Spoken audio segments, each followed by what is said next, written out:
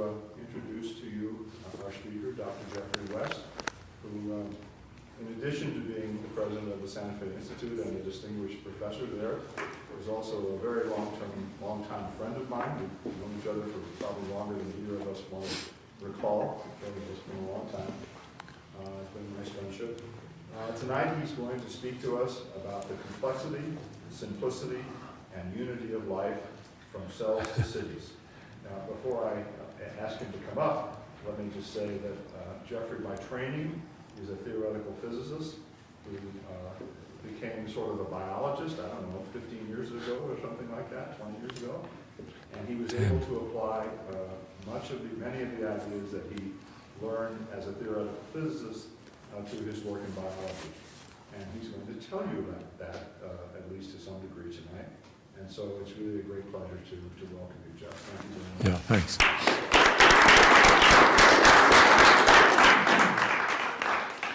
So thank you, Bob.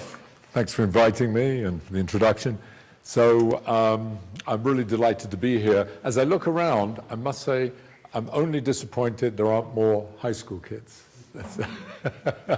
Because I really, I feel very strongly, first of all, about outreach, science talking to people, so to speak, but in particular to young people because of the obvious problem that we face, that many of the deep and challenging problems in society need a scientific understanding, and we need to have young people who, even if they don't end up being scientists, at least are exposed to the thinking of science, so that some of the major decisions that are going to have to be made in the next 10, 20 years to save the planet, let alone save the United States, can be made with some basis in scientific thinking, because it requires that kind of mind. And it is sad to report that there isn't a single scientist in the Senate, and I think there are 2 in the House. And that's very distressing in terms of the kinds of decisions that have to be made. So anyway, with that as an intro, that's not what I'm going to be talking about. What I'm going to be talking about is work that I've been involved in with a series of collaborators on really trying to understand some underlying generic, potentially universal principles for the way life, in quotes, works from the cellular level, or even the intracellular level, all the way up through multicellular organisms to macroscopic ecosystems, and ask, is there a commonality that underlies what we see around us, or are there patterns, are there laws, are there ways of quantifying those that give us an understanding of the generic picture? First of all, obviously, if I'm going to do this in less than half an hour, it's you're only going to get a very superficial rendering of what I want to talk about, but I will try to touch on some of the main points. And one of the things that I will extend it to is, once I've told you a little bit about that work in biology, I will extend it to questions of social organization, namely, and in particular I'll talk about cities, and ask questions like, are cities just an extension of biology? Well, obviously they are in some sense, because they were made by human beings, and we're part of life, part of biology. But is in fact New York or Santa Fe actually just a great big organism that is just like an elephant or whatever? Is it actually that? Or is it something completely different with its own dynamics and rules and so on? And indeed, you know, in popular language, biological terms are used metaphorically about cities. You talk about sometimes a city's metabolism, its DNA, and so forth. So the question is there something more than metaphor? Is there something real? And could we conceive, as in biology possibly, of having a theory of cities? Now, this is important, not just because one is interested from a fundamental science viewpoint in having theories and of understanding many of the phenomena around us, but it's a particular urgency in terms of questions that have now become more popular, and that is the questions of sustainability. And there is, as you all know, especially in the last year or two, tremendous emphasis, even hype, I would say, about questions of global warming, the environment, energy, and so on. And I will only touch on those, but what I'm going to talk about actually is very strongly related to that. And it's related to that question because if you are to understand the underlying dynamics that's going to lead to sustaining the kind of standard of life not only in the Western world, but globally, if we're going to actually sustain this system, then we better understand the underlying dynamics. And so if you think that there are problems with global warming and the environment, you first have to ask, where did that come from? Where did that problem come from? And everybody here can answer that. Everybody can tell us, well, it came from people. If there weren't people, if there weren't huge numbers of people on this planet, we would not have this problem. At least that's the assumption, that it is man-made. So that's the first point. The second point is, you say, well, if it's man-made, where are the people? Well, if you looked in 1800, you would look across the landscape of the planet, and you would find that almost everybody is dispersed in rural areas. Only 3% of people on this planet lived in cities. The other 97% were rural, agricultural. That was true of the United States in particular. This year is a very special year. This year is the first time in the history of the planet, possibly in the history of the universe, that there are more people living in cities than not. We passed the 50% mark. And it is estimated that by 2050, that 50%, that was 3% in 1810, I think it was, that 50% will be 80%. And at the moment, in the United States, 80% of people live in cities. But by 2050, 80% of the planet will live in cities, causing even more, and that's where all the problems are. The problems that we face in terms of the environment and ecology and energy all come from cities, because cities are the origin of pollution, crime, and disease. That's part of the major problem. But they're also places of innovation, wealth creation, and the kind of life that all of us lead, and are therefore not only the cause of the problem, but they are the place where the solution will be found. So you better understand what the dynamics of cities are, and I will come to that at the end of the talk. And incidentally, just a remark about cities in general, one of the things that's going to be happening in the next 20 years that's going to cause this 50% to go to 80% is that China is going to build 400 new cities of at least 1 million people each, which is an enormous perturbation, not just on China, but on us living in Santa Fe. So we better understand how that works. So I will come to that in a little while. Hopefully I can do all this in half an hour. But, and also may I say that please anyone interrupt me with any question at any time. And when I stop at some arbitrary point in about half an hour, you can please, let's continue the conversation. But first I want to talk about biology and tell you just a little bit of the work that I've been involved in, and I will show you a few pictures as appropriate. So life is obviously, I would say, the most diverse, clearly maybe, the most diverse and complex system in the universe, most likely. There's nothing remotely like it that we're aware of, including the universe itself. The universe itself seems to be rather simple, actually. And we understand a lot about the Big Bang and the evolution of the universe into galaxies, and then galaxies into solar systems and so on. We understand the coarse-grained, the general way in which that works. But life is much more complicated than that. So it's one of the great ironies. So the question is, how would you discover any underlying principles other beyond the extraordinary one of natural selection, which Darwin enunciated? And I want to start thinking about that. I want you to start thinking about that by thinking about all the mammals that we know of, from, say, a mouse up through an elephant, up through human beings, to an elephant, to a whale, and ask what are the various commonalities of that. So the starting point is, first of all, thinking about a spectrum of animals with a change of scale, a change of size, from the tiny shrew, which is the smallest mammal, which sits very easily on the palm of my hand, to a whale, which is a blue whale, which is much bigger than this room, and ask what are the commonalities among them. So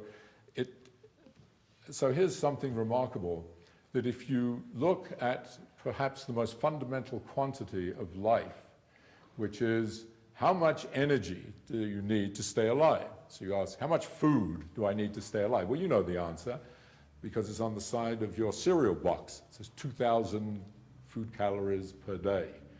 And here's the remarkable thing, that if you know that number, you can actually calculate how much food, how many food calories per day a rat needs, or a giraffe, or a whale, because there's a very simple formula, because the metabolism is universal to all of those mammals. And the formula is extraordinarily simple, and I'm going to say it in mathematics. I know this is a very mixed audience in terms of mathematical background, but there's a formula which says that the metabolic rate scales as the mass to the so-called 3/4 power. So those that are mathematically trained will know what that means, but let me tell you, those that are not, what that means, and I'll show you a picture of it. That says the following, that if I change the mass by a factor of 10,000, that's 1 followed by 4 zeros. So if I increase the mass by 10,000, then you would naively expect the metabolic rate, how much energy I need to keep that scaled up animal alive, I would need 10,000 times as much energy. That's what you would naively expect, because you have 10,000 times as many cells. But here's what's remarkable, you don't. All you need is 1,000 times, 1 followed by 3 zeros. Okay, so you increase by 10,000, 1 followed by 4 zeros, you only need 1,000 times as much energy. So there is an extraordinary economy of scale, an extraordinary efficiency in us as a group of mammals. The bigger you are, the less energy you need per unit mass or per cell, by a huge amount. And there's a formula. So I'm going to show you a picture of that. Now let's see if I do that. Good. So here's a picture of it for those, and I'll explain the picture. So what's plotted here is the metabolic rate in watts on this line, and here's the mass. And you can see there's a bunch of animals. There's actually some birds on this too, but it's mostly mammals. And this is plotted on a logarithmic scale. Now, what does that mean? A logarithmic scale just means, by looking at this, instead of going 1, 2, 3, 4, 5, 6, 7, it goes up by factors of 10. So here's 0.1, here's 1, here's 10, here's 100, here's 1,000, here's 0.1, here's 1, 10. Otherwise, you couldn't get them all on the plot, for one thing. And you can see that it goes from a mouse, which is less than 1/10 of a kilogram, to an elephant, which is about 10,000 kilograms. And what you see if you plot it, oh, very good. If you plot it in this funny way, let's see, am I smart enough to figure this out? If you plot it in this funny way, all of them lie on the same straight line.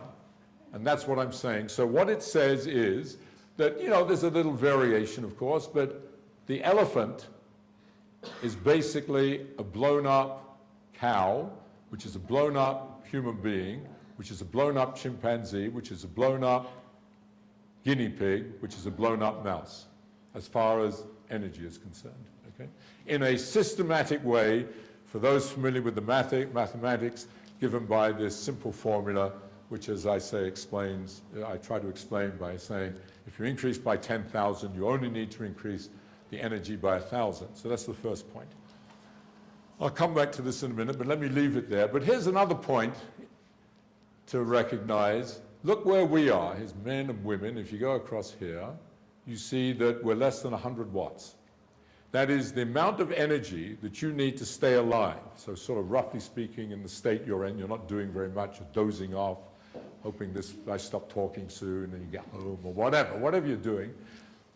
Just sitting there, that's called basal metabolic rate, is less than a light bulb. Okay? One of these damn things up here is using as much energy as you, and look how many of these there are and how many there are in this town. If you turn one off, in principle, you could be supporting someone that's starving in Darfur or somewhere.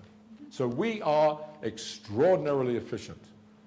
We're unbelievably efficient. And another way of saying it is the following. If you took all of our cells, there are 10 to the 14th cells. That's 1 followed by 14 zeros number of cells in the body. And when they are aggregated to be you, who was dozing off there, you only require 80, 90 watts.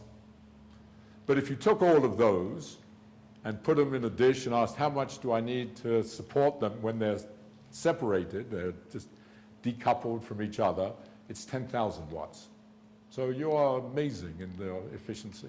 And we are extraordinarily extravagant and wasteful living on one of these light bulbs, which I continually tell my children and my wife, and it made no bloody difference whatsoever, but I keep trying. So here's another point. Oh no, let me just say another remark. So this happens to be for animals and birds, but it turns out that if you look at any group of organisms, if you look at plants, fish, insects, it's exactly the same. Everything. And in fact, even so that if you go down to cells themselves fit onto this. So it's sort of extraordinary, this extraordinary simplicity coming out of a system which is unbelievably complex.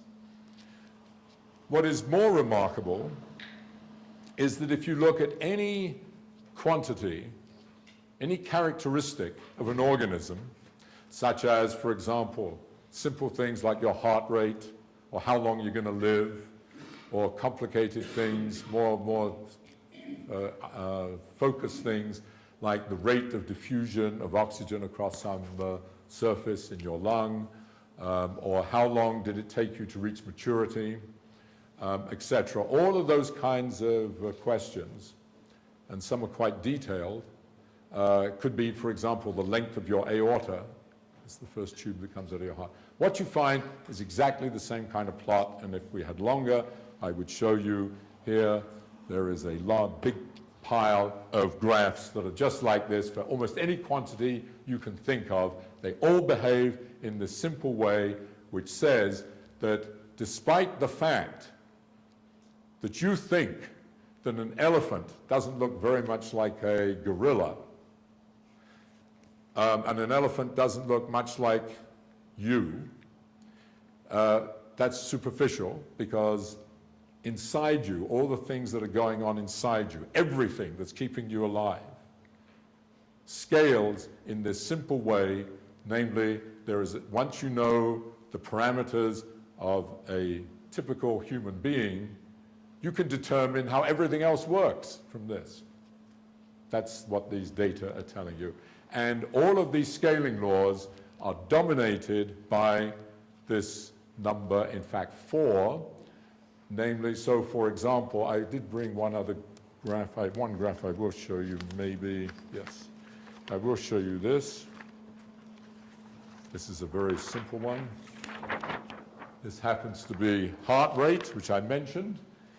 And you can see the same kind of thing. Everybody lies on this line. And the slope of this law is minus. Minus just means it's going down. That's not important.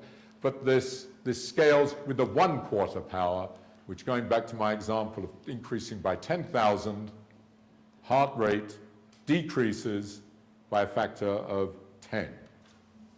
Okay, that's the. So that's what this says. Okay, so this is true of almost everything. We're all interconnected. We're all representations of the same dynamics, the same phenomenon. Okay, so why is this? Where does all this come from? I want to say one other thing. So let's go back to this.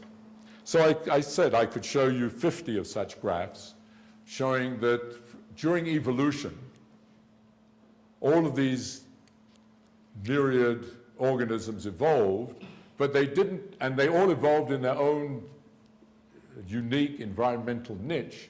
Nevertheless, there are obviously somehow a whole bunch of constraints that make everybody line up on lines like this, so that everybody is somehow in some general way in balance with everybody else. So that every organism that evolved with a given size had the right size aorta, had the right size brain, lived the right length of time, took the right length of time to grow, etc., a whole bunch of things. And they did it also in terms of the way they interacted with everybody else. Now, man comes along and fits beautifully into this. This is where we fit in terms of our biological metabolic rate. But man started 5,000 to 10,000 years ago to do something new and different. Man started inventing communities. We started living together and forming small communities which eventually evolved into cities of the world. And we started using energy which is outside of the biological energy that was being shared among all of these animals. And this is just a tiny, absolutely tiny representation, of course, of all the myriad species that exist on the planet. And we share all of this energy. And man changed that once we socialized. And we started using energy in a very different way. And we can think of this as social metabolic rate, namely the amount of energy you really require. So let me go back. I said it was less than 100 watts to stay alive. In terms of active metabolic rate, that is not just to stay alive, but walk out to the room and go hunt and gather or do whatever you want to do, interact and so on. That number turns out to double that number of 1890, a little more than double. It's about 200 or so watts. In terms, if you add up all the energy you would normally use in your daily life, walking, running, doing arithmetic, whatever you do. That number is 2 to 3 times the basal rate. Now we can think of that, we can extend that idea of metabolic rate, and we can ask the question, how much energy do we as human beings, especially living in the United States, actually need to live? Meaning that we have heat, we have lights, we have an automobile out there, we have a city, we have airplanes and so on. So we need all that. That's part of who we are, and that is the life which we lead. And we can ask the question, what is our effective metabolic rate?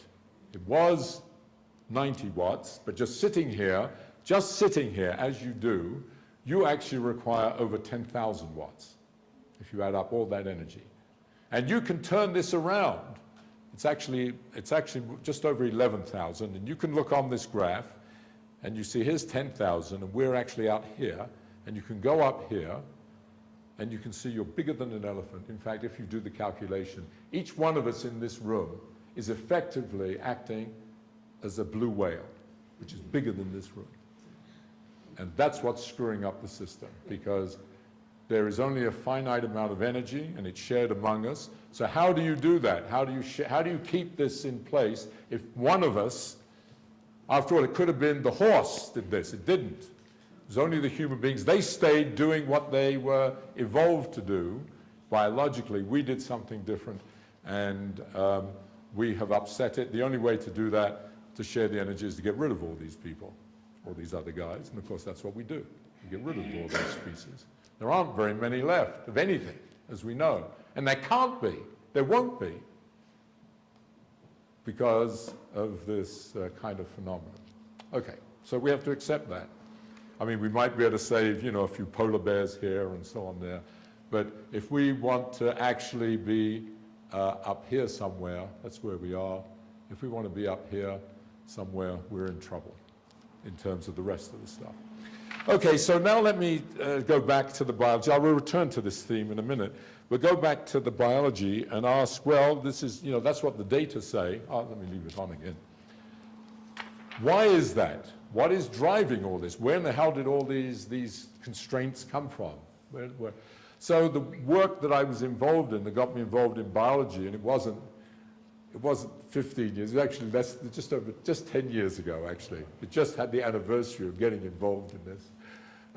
So I was in a collaboration. I started working on this while I was still associated with Los Alamos, and then a collaboration with a distinguished biologist, a very well-known ecologist named James Brown, who had just moved to the University of New Mexico in Albuquerque, and that's how it worked, and a student of his named Brian Enquist, who is himself now established as a well-known biologist at the University of Arizona, and he was then at UNM. And we came up with, we proposed an underlying theory for all of this, and I'm just going to say it in a few words, and that was the following, that what is actually going on here is that the constraints that make everybody line up on these kinds of straight lines plotted in this curious way is to do with the universal underlying dynamics of all of the networks that actually comprise of any organism. So first is to recognize that when you look at yourself and you look at all the different people in this room, we all look different and we all have nice smooth surfaces, and then you look at a giraffe and it looks as a long neck and it has all sorts of different things, and an elephant and a mouse. They all look different. They have some things that are superficially the same, but mostly we think of them as looking very different. But in fact, underneath the skin, we're actually all the same, because we are, when you think about it, actually just a conglomeration of a bunch of networks. We are a circulatory system, we are a respiratory system, we are a renal system, we're a neural system, we're a bunch of bones, which is just a great big network. And in fact, almost the whole organism is a bunch of networks, and the theory behind this is that those networks are constrained by general mathematical and physical properties. And without going into anything more than just saying that, if you put that into a mathematical framework, what you discover is that you can derive these laws, specifically this one, but many others, including mundane things like the length of your aorta, the ones I mentioned, your heart rate, and so on and so forth. And in particular this, and one can understand, which I don't want to go into here, the origin of this 4, which is the magic number of all of life, basically, from this viewpoint. So there's a theory, and that theory allows one to calculate these things, and in fact that theory allows one to calculate the complete dynamics and understanding of any of these networks. So just let me give you one example. So if you are perverse enough to want to know the radius, length, blood flow rate, pulse rate in the 8th branch of a hippopotamus, there is a formula that you can derive based on these networks. And you can put in the numbers and you will discover that the numbers are correct for the average hippopotamus. So that's the kind of thing. So you have a theory of your circulatory system and your renal system and so on and so forth. I don't want to go into that. So there's lots of things you can apply this to, and I would just say what they are, a couple of things, the ones I've mentioned. But one can start asking questions like, why is it that we have to sleep? And why is it that, for example, you have to sleep 8 hours? We have to sleep 8 hours, but if we had been in the form of a mouse, with the same stuff as mice, actually have to sleep 16 to 17 hours. Why? And you can answer that question. That is, why do you have to sleep, and why does it scale? Let me just say 2 or 3 sentences about that as an example.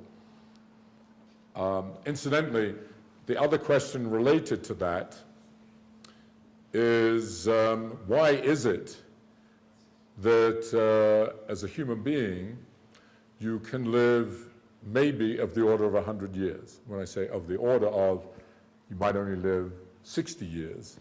Some people only live 60 years, 50 years. Other people might live 100, 110. Someone's lived to 127. But why of the order of 100 and not 1,000 or 1,000,000 or 6 months? What in the hell determines that you have to live of this order of 100 years, and had this tissue happened to have been a mouse, which it could well have been, it would be dead at 2 years. So you want to, where does that come from? So these are the kinds of questions, and maybe I won't say anything, or maybe in the discussion we can discuss about those.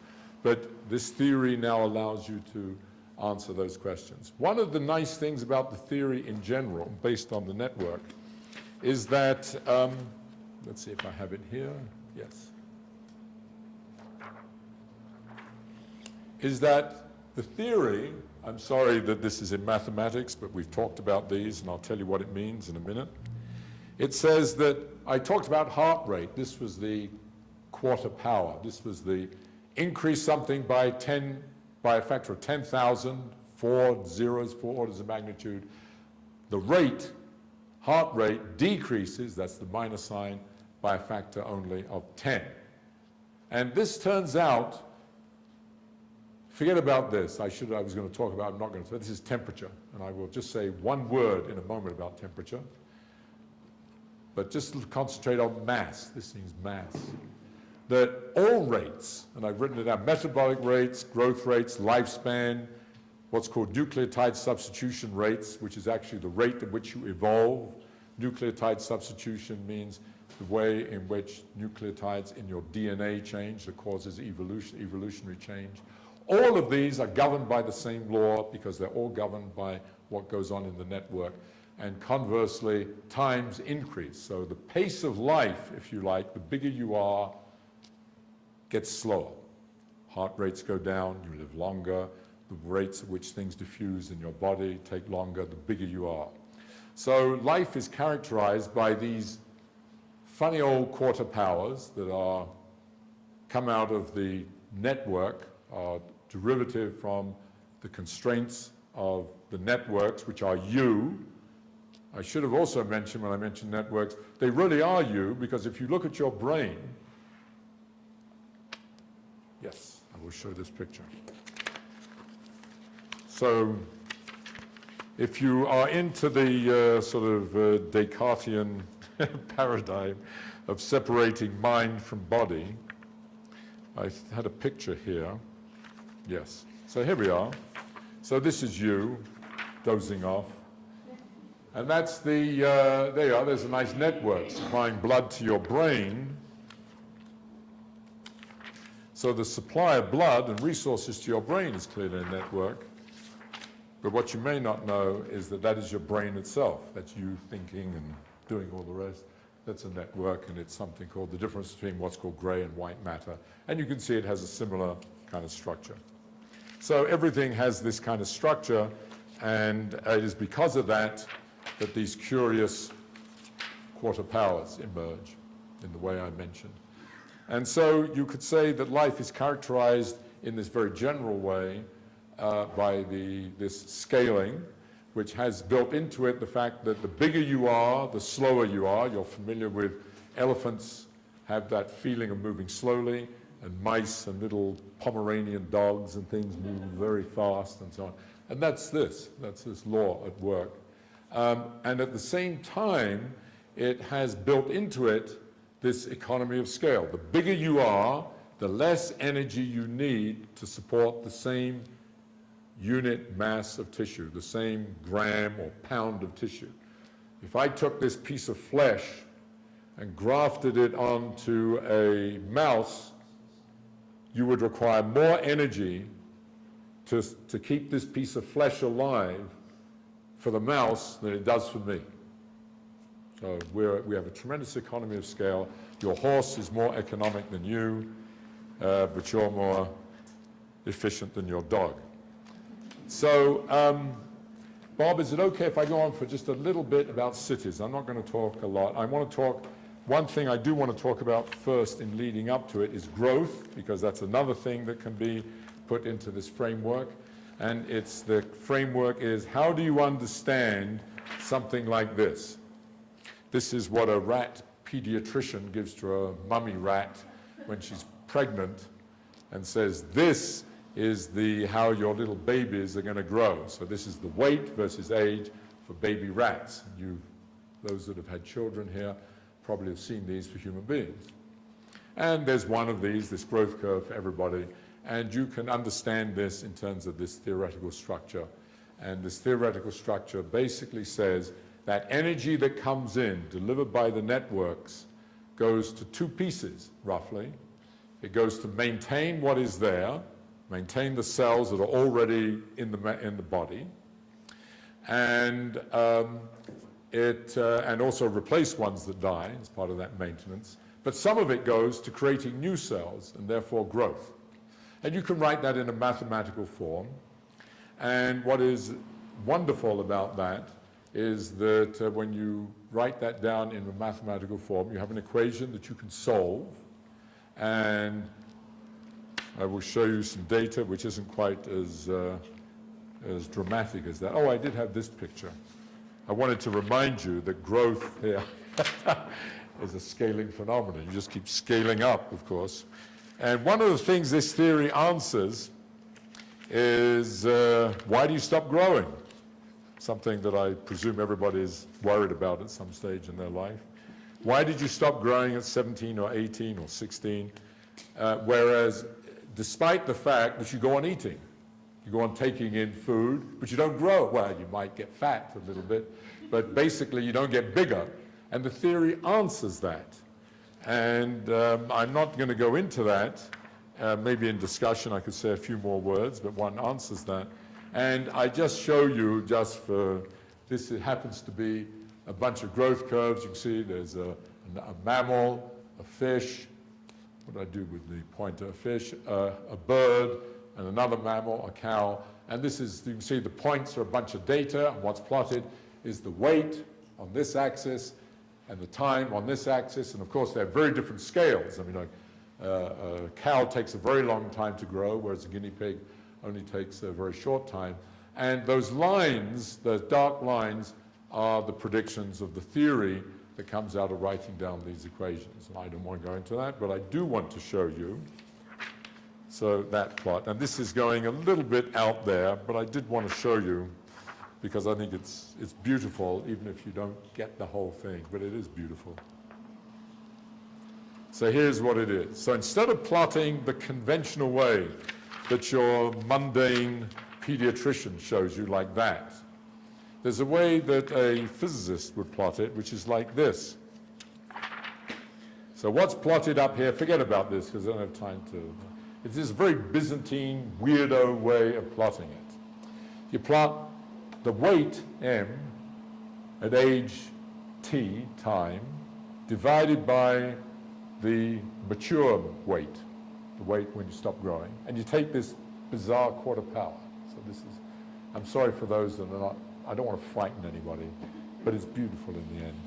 And then you plot it versus this weirdo variable. I'm not going to explain it, but it's a weirdo variable. The theory says plot it this way.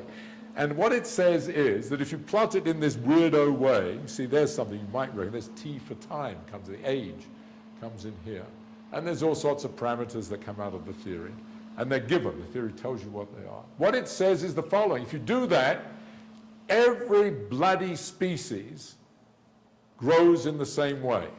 That's what the theory said. So here's a huge amount of data of everything we could get, birds, fish, mammals, insects, crustacea, and everything. And they all fall on the same line.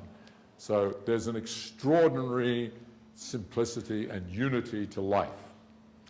And if you're a scientist, it's spectacular.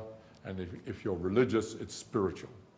And maybe if you're a scientist, it's spectacular and spiritual, but it's marvelous. I think that's marvelous. Okay, now what I'm going to do, oh, and incidentally, just as an aside remark, I happen to have here, I'm not going to show it, you can also take this theory and talk about other things that grow and things that grow inside you, like cancer. Tumors grow inside you, and you can apply this theory to tumors and get the theory of tumor growth. And you can also do it to other things that grow inside some of us, half of us, and that's babies. They also grow inside us, and you can apply this theory. And you can ask the question, what is the difference between growing a tumor inside you and a baby inside you? Why is one a good thing to do and the other a bad thing to do? Why do you bother to grow babies? You know why. But why do you bother to grow cancers, which are going to kill you, potentially? And the theory can start to answer some of those. Okay, and I had some things I'm not going to show because I do want to finish up, and I've gone too long, very quickly with some comments about cities and ask the same set of questions about cities. Namely, we can ask the question I asked at the beginning, is a city just a big organism? Does it fit onto the stuff I've shown? A. And B, is New York City just a scaled up Detroit, which is a scaled up Boise, Idaho, which is a scaled up Santa Fe? I mean, at first that seems ludicrous. I mean, they're such different cities. But when you think about it, of course, that's again this problem that when you ask, are you a scaled down giraffe? That's because you're looking at it very superficially. You see New York and you see great big buildings, tall buildings, and when you look at Santa Fe, you see Adobe and you say, what the hell, that's nothing to do with each other. But they are, of course. Their fundamental dynamic is exactly the same we all have, because cities are places that have people, and the people are the same, roughly speaking, whether in New York or Boise or Santa Fe. We have streets, we have electricity, we have businesses, we have people doing innovative things, we have people making patents, we have people robbing the streets, doing crime, also very creative. We have all of these phenomena going on in the cities, and the question is that what dominates a city? Is that what makes a city? Is it a scaling phenomenon that if you look at all the various things that you could ever think of about cities, are they in fact easily related if you go from the biggest to the smallest? And I'm going to tell you right now the answer. Remarkably, the answer is yes. And what we have looked at are things like number of policemen, the amount of taxes paid, the number of patents, the amount of crime, the number of hospitals, the number of colleges, the number of police, everything you could possibly think of that's related to cities. And you can go out there and spend a year and a half, I didn't, but my collaborators did, and find all the data. And I'm going to tell you very quickly what I'm going to show you just a couple of examples of what we found. So here's what we found. Let's see. We found that if you look at quantities that sort of have an analog to biology, like roads. I mean, there's a road network here, and of course you can think of that as like your circuitry system. Or you could think of things like a number of gas stations, or things that are very infrastructural. You discover that, and I don't have time to show you the data, you discover that they behave very similarly to the way those biological phenomena work, metabolic rate, heart rate, and so on. Namely, that the bigger you are, the more efficient you are. They scale, for those that are familiar with the language, with an exponent that is actually around 0.8. I won't go into that, but what it means, that 0.8 is less than 1, and it has the characteristic that the bigger you are as a city, the less roads you need per capita, the less gas stations per capita, and so on. Less infrastructural things per capita. So there's an economy of scale as you get bigger, which is sort of what you might expect. But here's what we discovered that was a big surprise when we first discovered it, although it's sort of obvious after you've seen it.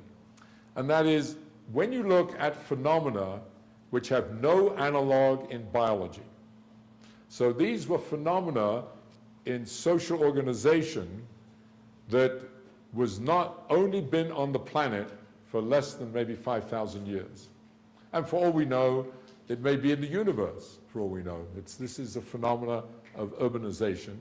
And if you look at things that are associated with that which have no analog, unlike roads and gas stations in biology, so you look at things like ones I mentioned, number of police, number of patents, number of colleges, number of professional people, wages, taxes, all these kinds of things, you discover something. I'm sorry, I'll show you this one, because it happens to be, well, no, maybe I think I have a better one.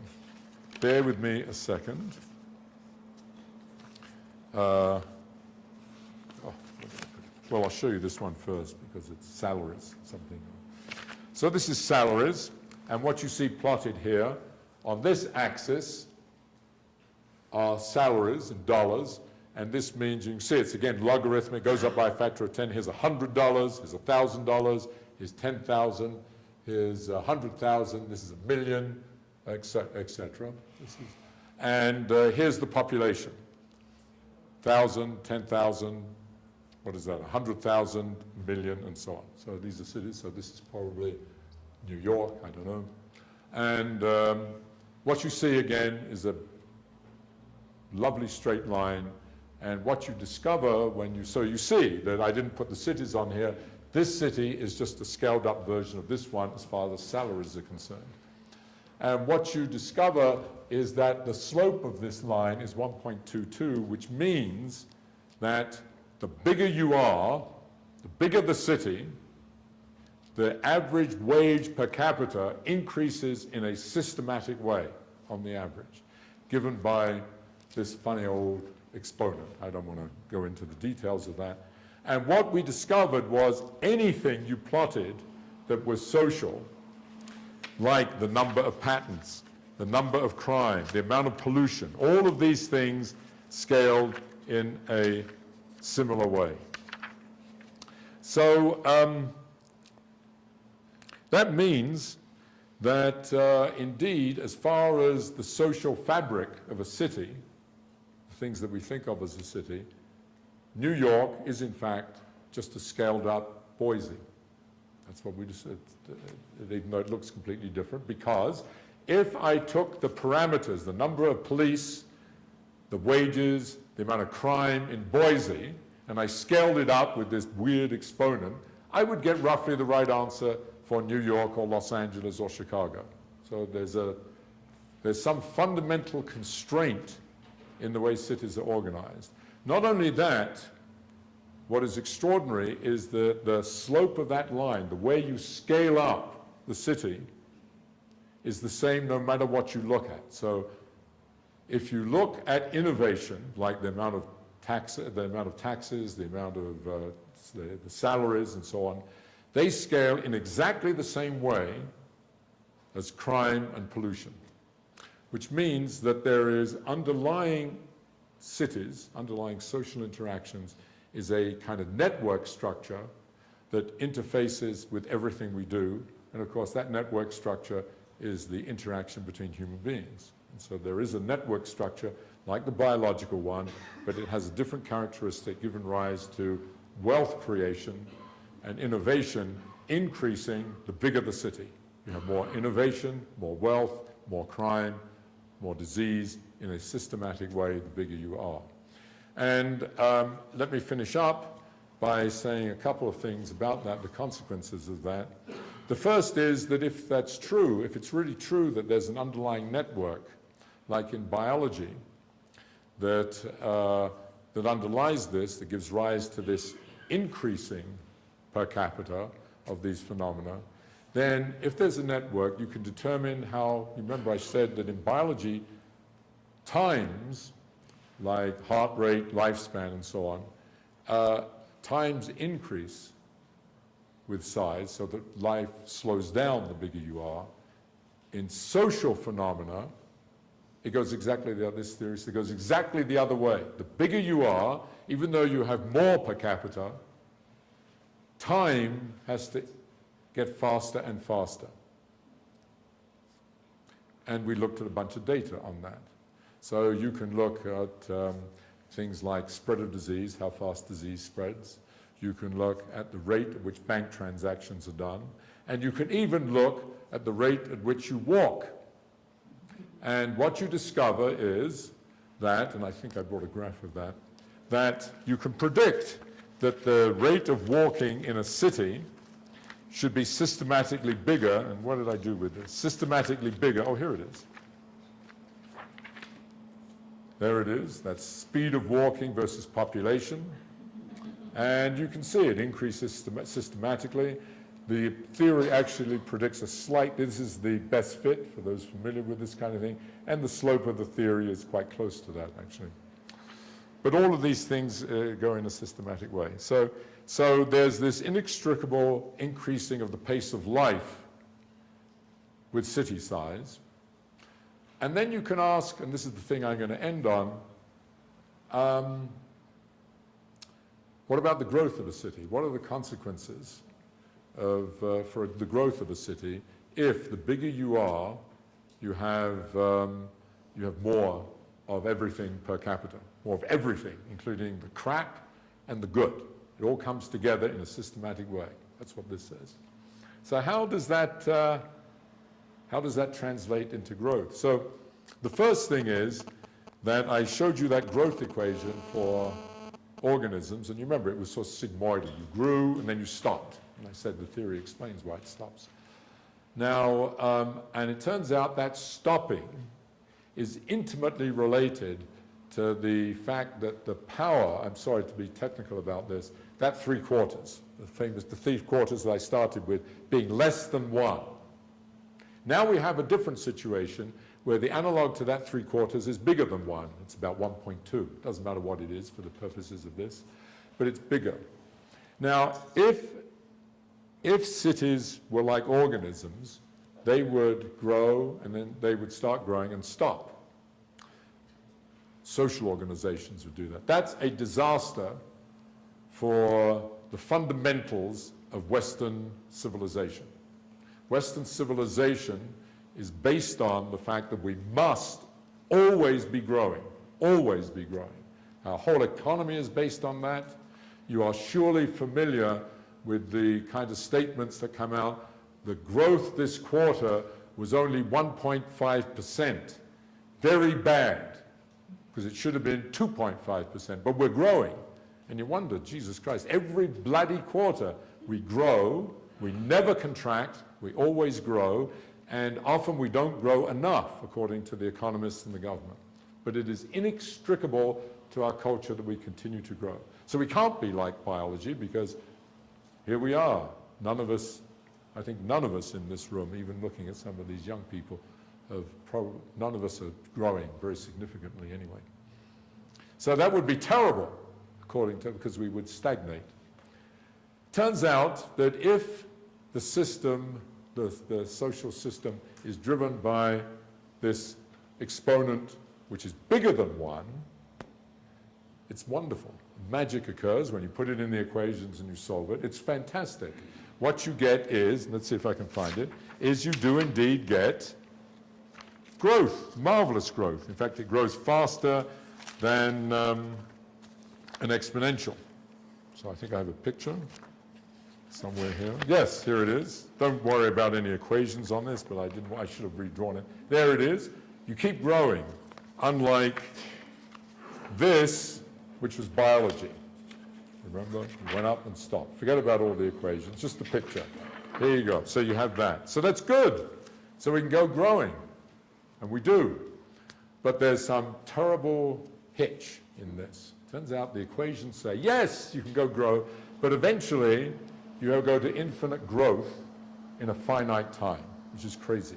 That is, you would have to be, you'd be infinitely big if you kept growing, but that would happen in, 50 years and so on. Well, that's impossible, because now we're getting back to the sustainability question, because you would run out of resources. Somewhere along here, as you grow, you wouldn't have enough resources and the system would collapse. And that's what the equations say. You collapse. You can't sustain that growth. So what do? So to cut a very long story short, the way we have got around this problem of collapse that would occur is that we make a significant change in society. We discover bronze, changes something, or we discover iron. Somewhere along the road, much later, we discover steam. That has a profound effect, changes everything. So somewhere along the road, we discover oil. Somewhere along the road, we invent computers. Somewhere along the road, we invent digitalizing everything. So these are major fundamental changes in society which in a certain sense resets the clock. So here's what really happens, is this. Hopefully I got it here. I don't know, did I bring it? I hope so. Here's what really happens, is this, that you grow. If you kept growing, the system would collapse because you run out of resources. You have a major innovation and you start again, and you would go and you grow, and of course you'd run out of resources again, you'd have a problem, and you go through these cycles of innovation. So if you demand, as we do, that continuous growth, what that demands is that you have major revolutionary innovations that can reset the clock, and you have this kind of scalloped behavior. And indeed, if you look, I won't show you, if you look at say a graph of the growth of New York City, you see this kind of behavior, and they're associated with innovations. So that's great, because that's what we do. We're very familiar with that. But there's another hitch. And the hitch is, and it's sort of indicated in this cartoon that I drew, is that the time between innovations systematically has to get shorter and shorter. So that you may take, 1,000 years to go. I don't know. I don't remember. I don't know any archaeology. 1,000 years to go between between iron and bronze. But you may only take 100 years to go, or less, 50 years to go from steam to oil, for example. And these things have to get closer and closer.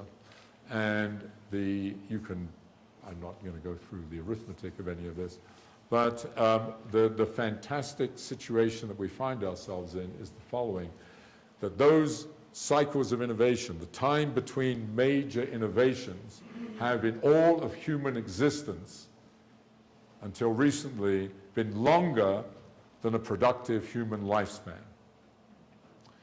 Beginning at the end of the last century, and what we're in now, is that cycle of innovation is now less than a productive human lifespan. Not only are we living longer, but because of this accelerating phenomenon, they're getting shorter and shorter. And that's an incredible impact on sustainability, and it isn't clear that we can continue with the kind of major changes taking place over 10 or 20 years. And just to completely speculate, if you think of this at a highly local level, just within an industry, you see that all the time. You know that, especially when you're old like me, they come out with, you come out with a desktop computer, and after, which in principle might last 20 years. In principle it could. But in fact, within 2 years, they're bringing out something else, and you have to change it. And then within 6 months, there's another change.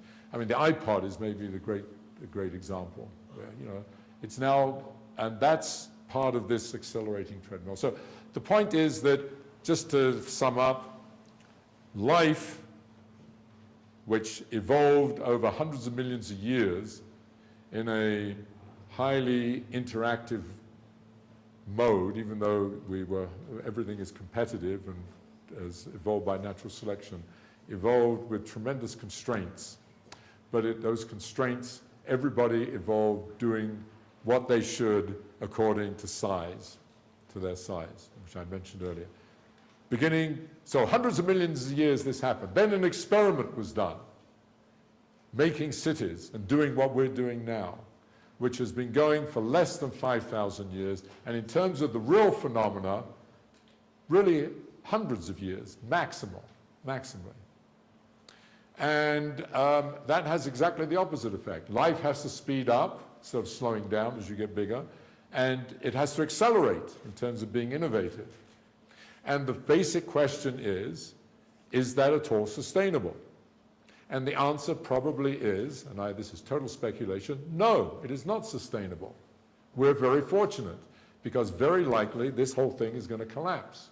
Human beings will still be here, but the way that human beings have to adapt to the planet is probably to become more biological and to change just in terms of the cartoon pictures. Instead of always having super exponential growth, we have to find something that is sustainable, which is more like the way we are and biology is, namely that you have this kind of sigmoidal behavior and you find a equilibrium kind of existence, which probably means, with the numbers of people on this planet, a significant lowering of quality and standard of life.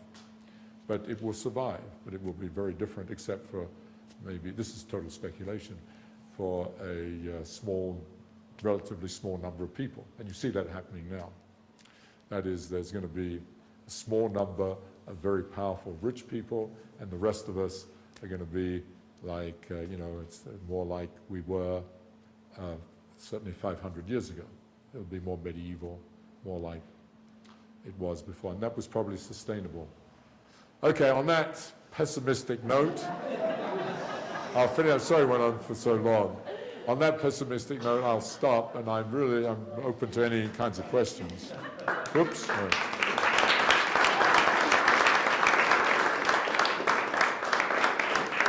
So let's see. So what's customary now is that the floor is open to questions. I'd like to say that although there aren't so many young people here tonight, if at all possible, we'd like to give them preference and ask some questions. But of course, the floor is open to everybody. Also for the students, if you need anything signed to attest that you were actually here tonight for a homework assignment or something, either Jeff or I could sign it for you after the discussion is over. So thank you very much, Jeff. Oh, I had one thing that's very interesting. I did want to show this. No, this is interesting. Look at this. You know what that is? So here's what it is. That's the United States of America. Sorry, let me get out of the way. This is the United States of America. And this is simply what it says, combining all the truck traffic beginning in Laredo, Texas, as a port. And they just added up all the truck traffic that started in Laredo and where it went. There it is. There's the circuitry system of the United States of America. It looks exactly like yours inside you. So it's beautiful. Sorry. I just saw it there. It's just intriguing. So any questions or comments? I hope I didn't intimidate you by, yeah. So what's ACE exactly? How does your formula say the collapse curve? I haven't worked that out. I don't know. And I was just really, I was purposely being provocative in saying that. I mean, I just wanted, I was trying to elicit some, I mean, that was, as I kept saying, it's speculative. I don't know the answer to you. We haven't worked it out, actually, to tell you the truth, as to when, this, because you could argue that the system would collapse, just from a mathematical point of view, when you have to innovate every 6 months, a major innovation. That seems like that's impossible. So at that point, something obviously dramatic, by then something very dramatic has to have taken place. So you could work, in principle, one could work that up. We haven't done it yet. This is all work, I should say, this part is very new. It's definitely work in progress. Yeah. This whole theory seems so profound and so elegant, but I never heard anything about it. So I was wondering, is this widespread? Well, I don't know about widespread, but it's been written up in many, many places, popular magazines and so on. Yeah, the city stuff has just been done, and there's just a paper was written on it in April, but there was a big feature article in the New Scientist about it. It got It was named as one of the breakthrough ideas of 2007 by the Harvard Business Review. So it's had even though that just came out. And the biology has received quite a lot of attention, some of which is controversial, incidentally. Do some people, like, question the whole thing? Yeah. Yes. Traditional biologists, many traditional biologists, I mean, it was done with biologists, and it is a sort of a major area in biology, and it's been embraced by many people. We've had prizes for it and so on within the biological community. But there is a section of the biological community that doesn't like the whole mindset, because, and this now we get into some psychological questions, really, cultural psychological questions. Biology in the 20th century, in particular, more and more became obviously and naturally intrigued by the extraordinary diversity of life.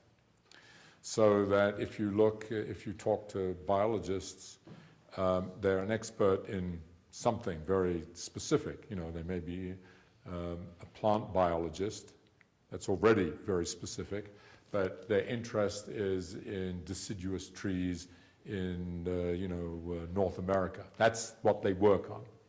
And so they are very much, their cultural way of looking at things is to see the extraordinary differences among things. So that's been a very traditional aspect of biology and, in fact, the social sciences. And in certainly in the last half of the 20th century, there has been less emphasis on looking for what is the primary goal of science, in my own personal view, is looking at, first of all, the commonalities. What are the commonalities? So, it's in that sense, there's a part, some biologists don't like it, even though the data speaks for itself. You don't have to, you don't have to believe my theory. That's the data. You see these data, and it's clear that, and as I say, I could have shown 50, 75 plots of such data of varied things. So the data speaks for itself, and the interpretation in terms of underlying networks is, of course, a theoretical construct, and it works the way all science works. You have a concept, you have a bunch of principles, you work them out, and if it agrees with huge numbers of data sets, you start to believe it. So it's right. You predict things that no one has measured, and they got to measure them, and the theory is predicted it, and it's right. You believe it. So it's a weird cultural thing. I don't frankly understand it, to be honest, because anyway, you'll get me into deep hot water if I go on with this, because it's I'll say things I might regret. Yeah. But where does population come into all of this? Well, all of that was plotted, all the city stuff. But I mean, the control of population. Ah, yeah, well, that's... I hear so little of that. Yeah, no, I agree with you completely. So I've been a little bit involved in some of these gatherings, and we at the Center for Institute do really start to get seriously involved in questions of sustainability, and in particular in terms of the underlying science. And one of the curious things I have found, so we brought together some of the very famous and distinguished experts and so on.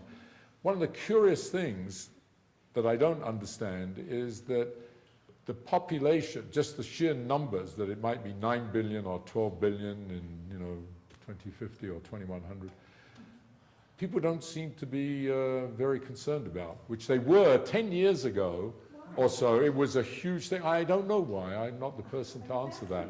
I find it extraordinary. I bring it up myself, and people say, oh, no, that's not the focus seems to be, and this is part of my concern, one of the problems is the following, that the scientific culture has more and more evolved to be, just like I described in biology, focused on very narrow aspects of the problem. So when you bring people together to talk about sustainability, you find there's huge numbers of people that think about energy. They think, if we solve the energy problem, everything's solved. Then you have people from the environment who say, well, we've got to really get the environment straight, and that's the important thing. Then you get all the global warming people that talk about whether it's 2 degrees or 3 degrees and all the rest of it, and speculating about, oh, I meant to talk a teeny bit about temperature. So let me just say a tangential remark.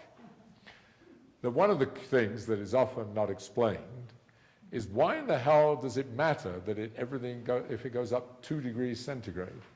Bloody hell, the temperature is changing, today is changing 35 degrees from the morning to the evening. So why in the hell does it just a small 2 degree? Well, we know the oceans will melt and all the rest, but what the hell, so what? So we all move to higher ground. But 2 degrees has an enormous effect.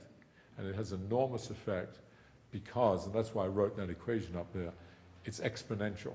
That is, the dependence of biological rates and times is exponential with temperature.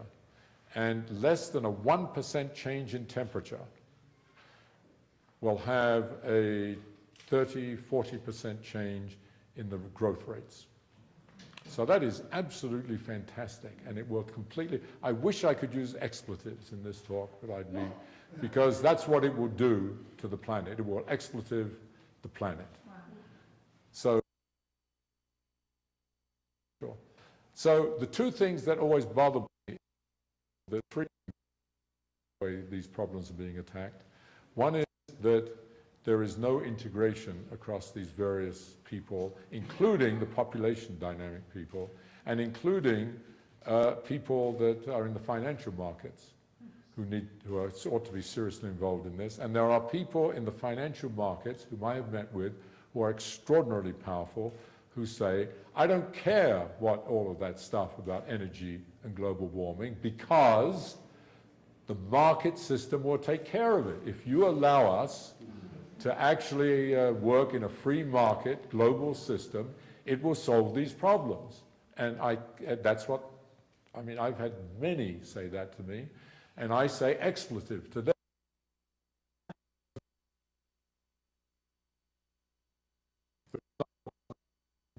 1880, and it certainly wasn't right in 1980, and it's not right in 2007. So there are many things. So it's very concerned. You brought up one problem, but all of these are highly integrated, and they're like temperature.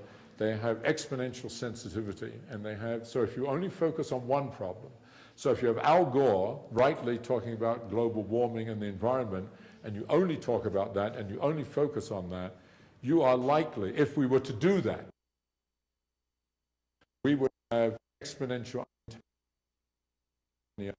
So I don't know how you solve that, but that's my concern. So you've got me on my bully pulpit, I'm afraid, because I feel very strongly. Anyway, sorry. So the lady at the back. Have you factored in any of the known medical debacles in history, like the 1918 flu? No, we haven't. No, and that should. No, we haven't. No.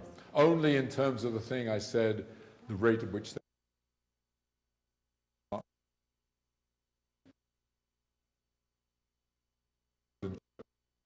As I say, this work is still, is really. And what is it called? What is your thesis or your hypothesis or your project called? I don't know. What do we call it? I don't think we call it anything. What's the name of it in the paper that you received? I don't think I've ever. What's that called? That paper? Something growth, innovation, and the pace of life in. But it has a lot of this other stuff in there. We're now zooming ahead with all. How recent have you come up with this hypothesis? This whole thing, well, the project started, it has an interesting history. I started it over 3 years ago, actually 4 years ago. But it took, so here's one of the problems, and it relates to the question the lady asked earlier. To work on this problem, you need, I'm a physicist who works in biology. Economists, you need geographers, you need experts. So it takes a long time to put together that kind of group of people that are dedicated to working on this. Transport people, if someone that's one of the world's experts in transport, for example. So that took a very long time. Then it took an enormous amount of time to get the data. And I would say we, at various times in various parts of the world, and if I look back on it, and we were funded to do this, and I would say we accomplished almost nothing. This is typical, you know, if you look back. You sort of, you know, if I look, we were talking a lot and so on. And then about a year ago, there was some, you know, as often happens, something happened in terms of the conversations and so on, that all of this, in a very short period of time, came together, and then it took a year to really put it in a form that it can be articulated and a paper written. So it's really still in a nascent stage, but I tell you that story because to attack these problems, and they're very critical problems, they're the most important problems our country face. And this is now I'm going to say another bully pulpit thing. If we worry about the future and security of the United States, this is orders of magnitude more crucial than anything to do with terrorists. Terrorists are prick. We could the future of the United States, in my opinion. But if we don't pay attention to this, you know, when they're your age, are going to be in deep doo-doo. And we need to take care of that. And what it needs is